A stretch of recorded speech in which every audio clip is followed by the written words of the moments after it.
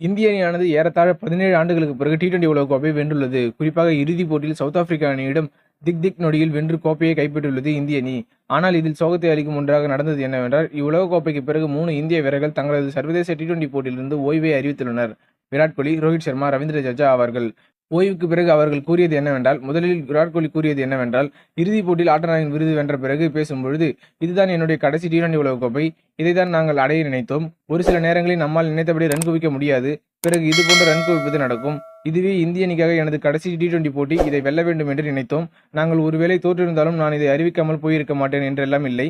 இது அடுத்த தலைமுறையிற்கான நேரம். டி20 போட்டிகளில் அவர்கள் சிறப்பாக பல விஷயங்களை செய்வார்கள்.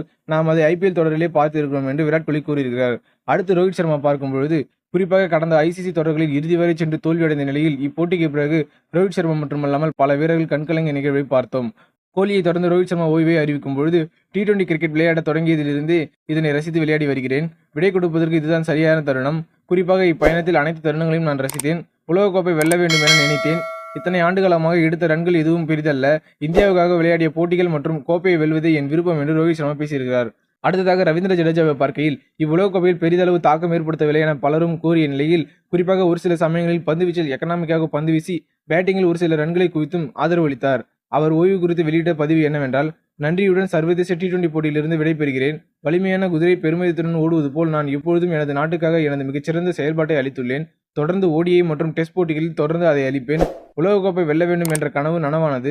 எனது சர்வதேச டி20 வாழ்வின் உச்சமானது. நீங்கள் ஆதரவு அளித்ததற்கு, இந்த நினைவுகளை அளித்ததற்கு மிக்க நன்றி. இறுதியாக ஜெய்ஹிந்த் என கூறி ரவீந்திர ஜடேஜா தனது இன்டர்நேஷனல் டி20 போட்டியிலிருந்து ஓய்வை அறிவித்திருக்கிறார்.